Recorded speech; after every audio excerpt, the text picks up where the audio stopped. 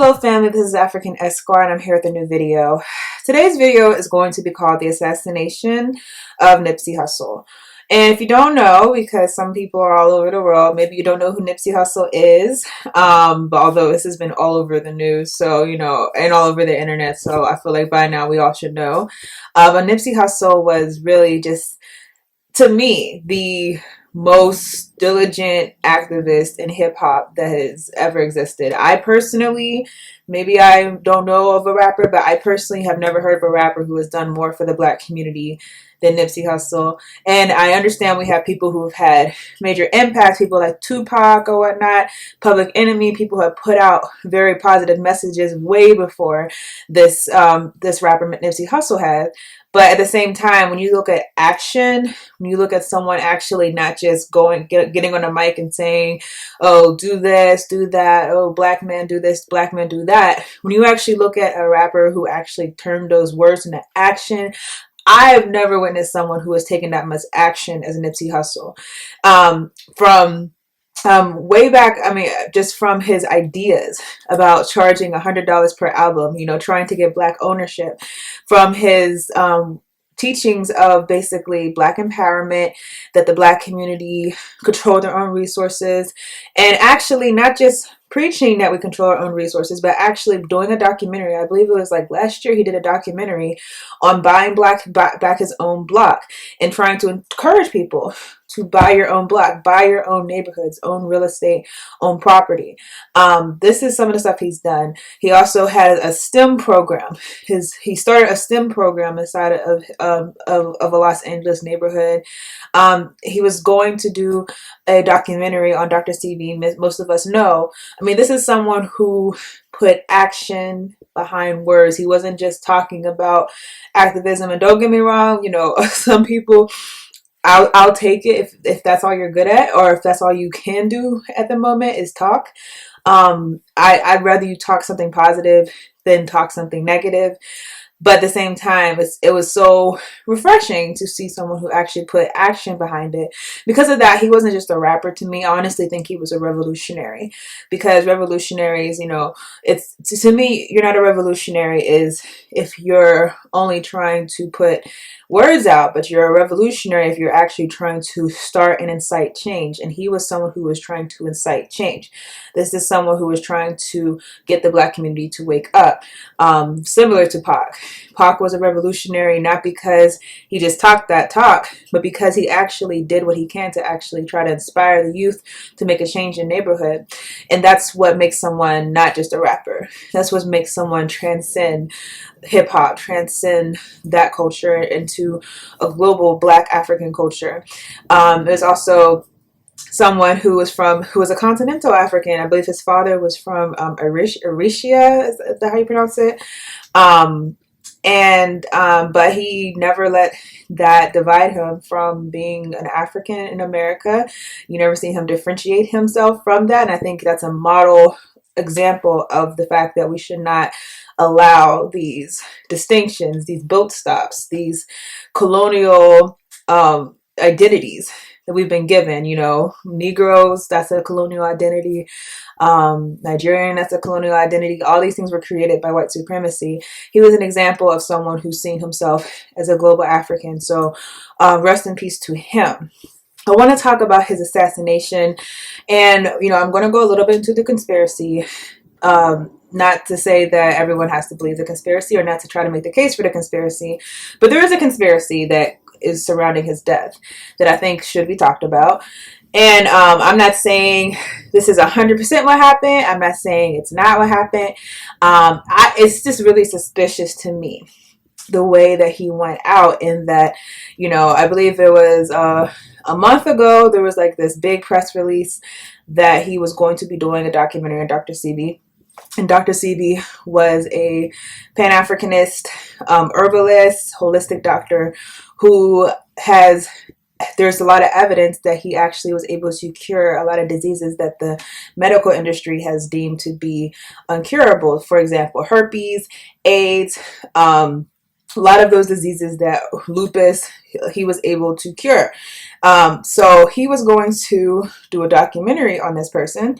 the belief is that the pharmaceutical industry and the medical industry would not take too well to a documentary on someone like Dr. CB. And think about it, you know, if someone like a Nipsey Hussle were to do a documentary about Dr. CB, that would have a bigger impact than like just some random documentary. I mean, I heard in the morning, I was listening to the radio, The Breakfast Club, and Charlemagne was saying, well, if they were so, you know, tight about Dr. CB and they didn't want his information to get out, all they have to do is take his videos off the internet. And it's like, well, yeah, you can say that, but at the same time, you have to understand that having a celebrity like Nipsey Hussle back a documentary, put the documentary out, maybe have it distributed on Netflix, is very different than there being videos that someone could look up on the internet. Because there's a lot of things on the internet. I mean, there's a lot of radical things on the internet. There's a lot of things on the internet that would never ever be able to see the light of television. Those things don't necessarily incite change, but we do know that there's a lot of hype around movies, a lot of hype behind documentaries. I mean, think about, you know, the whole Black Panther movie, the impact that that had, having this movement basically surrounding the story, a story basically based in Africa. And we know that motion pictures do actually have a bigger impact. I mean, best example I can say of that is the Surviving R. Kelly. A lot of the stuff about R. Kelly that came out in Surviving R. Kelly already existed on the internet. People could already look it up. You can already find the videos. You could already find articles. You know, you could already find most of these things. But having this documentary, Surviving R. Kelly, having all these Black women go out and tell their stories, that caused a different reaction inside of a lot of people. And it, I think, actually woke people up who knew previous to the documentary that R. Kelly did all these things. But having it in a documentary, a motion picture that evokes emotion, did something to them. And that's really what, if you think about like what documentaries are for, they're not necessarily just to tell a story, but they're to tell a story in a way that relates to us, you know. And so that's why you have the background music. That's why you'll have, you know, the edits and everything, because it's not just saying, okay, well, this person cured AIDS, but it's actually trying to convey this story to you, and convey it in such a way that it touches you and actually moves you to be ingrained inside of the story. That's the difference between a movie versus just seeing these facts online. Now, do I think that Nipsey was killed for Dr. CB? I think it's very suspicious that like a month after this press release, maybe 2 months, that he does end up dead, especially when a lot of people, you know, back then they were like, wow, you know, hope he's good, you know, hope he's protected. And I hope I hope they don't take him out for this. And then less than 2 months later, he's taken out. I also think it's suspicious, the nature of the killing of him, meaning the guy, I don't know if this is true yet. I mean, I've been looking for information, but I've seen it on Twitter that the guy who killed him was actually released from prison 2 days before he killed Nipsey Hussle. And if you know anything about informants and how they have conducted themselves in prior days, a lot of times, for example, during the Black Panther movement, they will go to a prisoner who they think can be easily manipulated, and they'll say, hey, we'll let you out of jail early, you know, if you do this for us. So I don't think that necessarily absolves the fact that they have this person, that it absolves any conspiracy. You know, also this person inside of the car, the person who was driving the car, a woman, you know, that to me was just such a planned hit, you know. And I think when people were saying the government, they thought, you know, they were thinking the CIA did this. But if we actually looked at the documentary that just came out about Sam Cooke, I believe it was The Two Killings of Sam Cooke, if I'm correct. It was on Netflix. You can still watch it. I believe it's The Two Killings of Sam Cooke. But it's not necessarily, when someone says that the higher ups did something, it's not necessarily saying that a spy just dropped in and, you know, did a military style assassination and got out of there. That's not what we're saying. We're saying is that the government conspired, the government put things into motion, similar to the Nation of Islam with Malcolm X. Yes, we know that the people who pulled the trigger were people in the Nation of Islam. However, do we think that the Nation of Islam planned this assassination themselves? No, we have so much government documents that have come out to support the fact that the government was the one planning the assassination, and they found brothers in the Nation of Islam who are actually going to carry it out. So you know, this is how things have been done historically. Another example, James Earl Ray, he was said to kill Martin Luther King. Did they find some CIA dude to do it? No, they found some guy and they said this is him. So when we're saying that it could be a conspiracy, I'm just saying this as a counter argument. I'm not saying it is or isn't. I'm just saying it could be. We're saying is that there could be other factors going on. Even though they have a person that they found, a person of interest, there could be there could be hired plots. There could be so many different things. So I don't think you necessarily have an answer on whether or not this was as a result of the Dr. Sebi documentary. You probably will never have an answer on something like that. And you know, I just want to put that out there because a lot of people are kind of going at war with each other over this, you know. And the fact is, we at this point can't prove one way or the other. I think that at this point, trying to make that point, regardless of anything, you know, Dr. Sebi's story needs to be told. I'm glad Nick Cannon came out to say that he would tell it. And regardless of anything, a innocent Black man died who loved his community and cared for his community. So going back and forth on whether it happened, let's wait for the facts to come out, because they usually do come out. But I don't think that this suspect absolves the government of having anything to do with the assassination of Nipsey Hussle. Now, the reason why I wanted to talk about this is not because of the conspiracy. I actually wanted to talk about the results. So systems theory is a theory that the system, you can't judge the system by the goals of the system. You can't judge the system by what the system says it's here to do. For example, the criminal justice system. They'll say, hey, we're here to rehabilitate prisoners. We're here to keep the community safe, right? That's what they say. But you really can't say that that's what they're here for. You have to look at the results. So you don't look at what they put out there. You look at what has happened as a result of the system. In the criminal justice system, you have Black men who are disproportionately incarcerated far past anyone else. You have Black communities that have been disrupted or are heavily policed. You have this infrastructure of power that basically keeps Black people in a position of oppression and threatens them with police violence if they dare step outside of that position.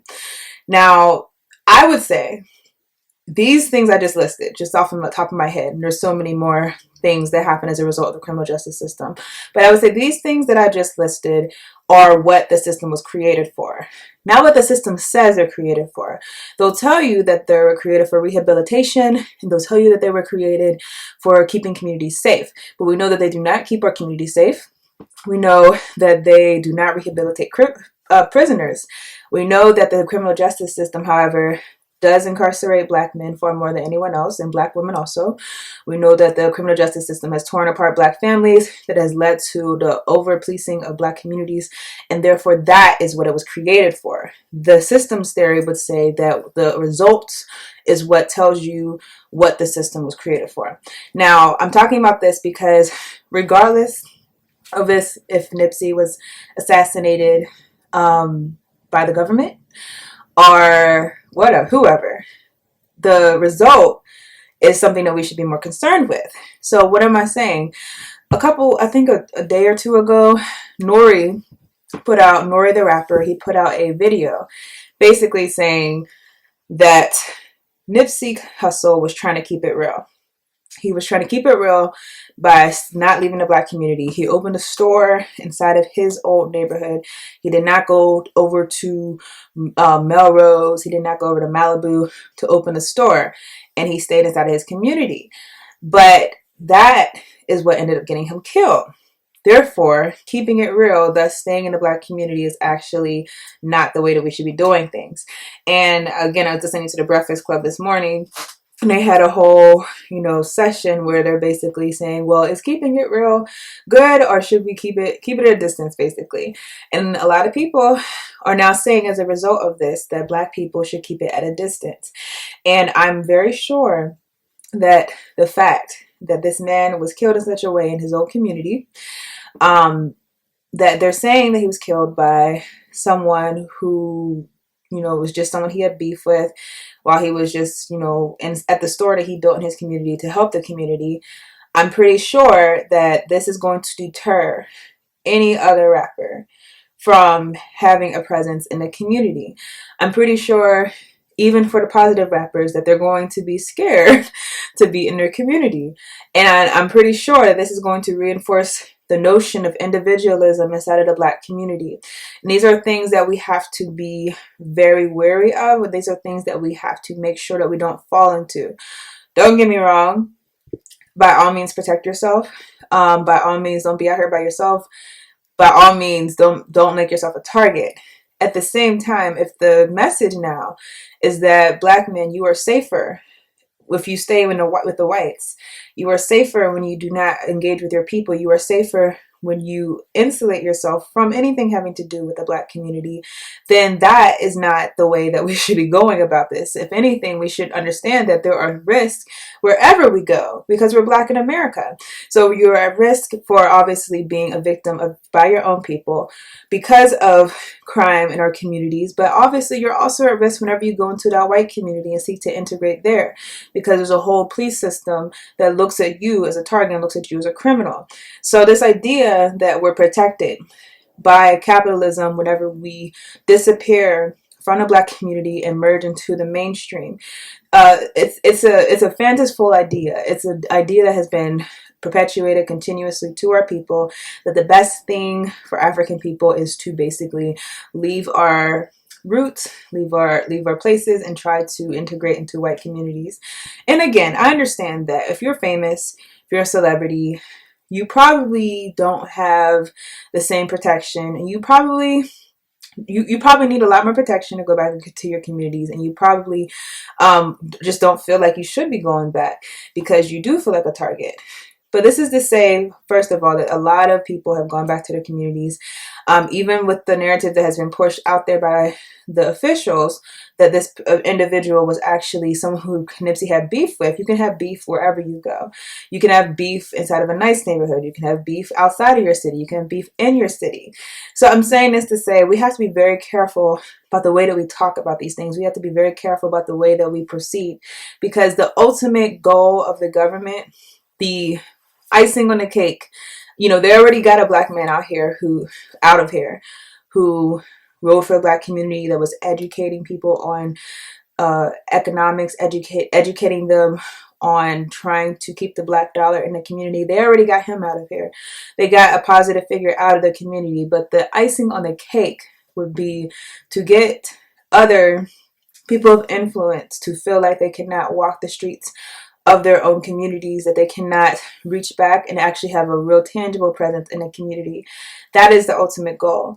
And I know a lot of people, we go by fear, but we have to honestly be courageous in that we have to understand, number one, that the depiction of our people is always going to be something that's going to be motivated by a government that seeks to distance ourselves from our people, to make us feel like we have more promise with the dominant society than if we're actually with our own society.